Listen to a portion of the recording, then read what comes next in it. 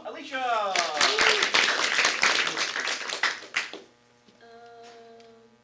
Okay. So my project I named Lost in Layers of myself because I wanted to do something surreal, and my project was mostly a bunch of layers in Photoshop. So I had many ideas starting off, hearing that we had an exploration project. My first idea was like obviously Photoshop or Adobe Illustrator because I really like those platforms, and I was thinking about making posters of like people or like interesting things. Then I thought that those got really simple and wanted to do something harder, and then wanted to do something also that fits in a time frame. So I decided to do more surreal because surreal is like really cool, and I've always been inspired by surreal artists. And looking at surreal art and understanding how people came up with their surreal art, I was thinking that what if normal places could become a mirror of your thoughts, fears, or memories?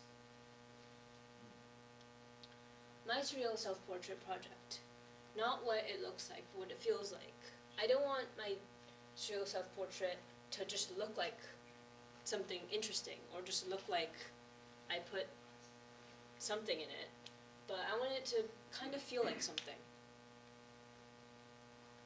Why I chose this project is mostly because of visual literacy. Like, there's a story behind an image, or the creativity, especially in surreal art. There's a bunch of creativity that goes behind it.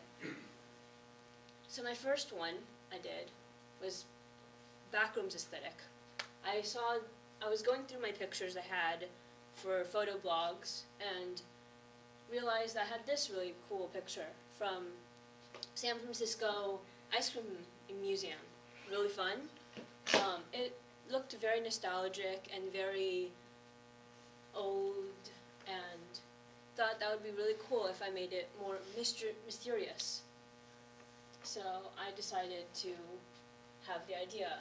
I did another picture of myself from the exact same museum into the photo, and then I was wanting to panel everything out because it was very fuzzy and wanted to add eyes. I wanted my dad's back to say, "Don't look back." And the process, I wanted there to be a wanted poster. Failed at that because I'm not really good at perspective. And then everything looked very choppy, and I didn't like that, so I decided to try just drawing everything. I didn't really like that process either, so I just decided to like add some more Photoshop elements into it, and just like add eyes and make them as close to the same color as the white on here on the stairs, and also made myself more like ghost-like. So yeah, I still like the missing poster idea, so I made my ghost self hold it. And for part 2, I decided to use this image I found on my camera roll. This was from West Valley Mall, one of the restaurants. I ordered ice cream, and this woman pulled the cart of ice cream and started giving me some. The process was me finding a bunch of pictures of myself my family took over a couple of years, and thought it would be really cool to incorporate these into my art because I wanted to do self-portrait surreal. So I had to include some part of me in it. And so I did. I put myself there on the ice cream, and there on the ice cream, and on her shoulder. I want to blur her face because I thought that would be more similar to how I blurred my face in the first project. And then the third one I decided to do looking towards the sky. I found this on my walk around my house and thought it was really cool. And especially the chimney, not chimney, that's a tree right there in the middle. I thought that was really cool. It looked like someone staring at the sky. So I made the actual person stare at the sky. ideas of like romantic, and the first one I did was just a blank background, made it blue, made it gradient, and just put a bunch of hearts everywhere. Felt a bit tacky, so I tried making the hearts look like they're coming out of the person. Kind of looked a bit tacky in my opinion. So I just decided to mostly frame each heart so it looked like they were part of the clouds or part of the sky. And then the reason why there's not a fourth and fifth one, because I was going to my sister's graduation in Boston for a week, and needed to finish all my work before that and also during, and I didn't have Photoshop on my small computer, so I couldn't do Photoshop in Boston. Also, congratulations to my sister. So after finishing the process, I thought normal places could become a mirror for your thoughts, fears, and memories.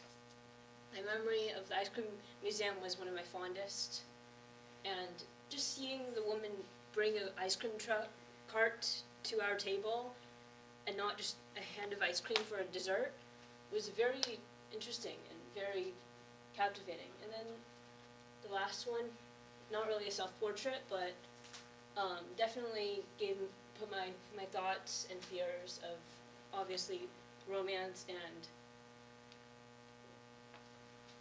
what I learned is surreal does not mean random. And the process was kind of hard in my opinion because I didn't exactly know what I was going to end up with every single project. I put something and it didn't look right, I didn't like it, I felt like giving up because it didn't seem right, but I ended up liking it at the end after putting more thought and more feeling into it. So next time you see a normal place, it might not just be a normal place. It could be a story, a feeling, or something hidden underneath.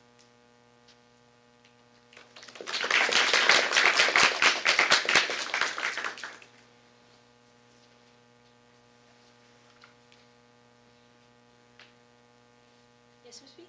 What was the feeling from the first one? You're saying that it's a mirror. Like, tell me just that you felt like you were missing there, or I'm trying to understand the metaphor. Well, it felt like a mirror because it felt like creepy. I felt creeped out first going into it, and I wanted to show that in the ice cream museum when it's like supposed to be fun, it's supposed to be interesting, but it felt really creepy walking in. Yeah, it's not a very inviting door there. Yes? So how did you get that effect with the hearts in the final version of the cloud one? Well, I first drew clouds, and then I drew like a blue background over the clouds, and then I used multiply on the layer to make the darker shade like blend in with the clouds, with the actual clouds. Yes? What was your favorite one to make? My favorite one, I think, was the first one. I think that's the one I put most energy into because I had a lot of trial and error in that one. Yes? I enjoyed the photos, but I really enjoyed how you put relevance and meaning to your work. Bravo on that. Truly. Thank you. Thank you very much.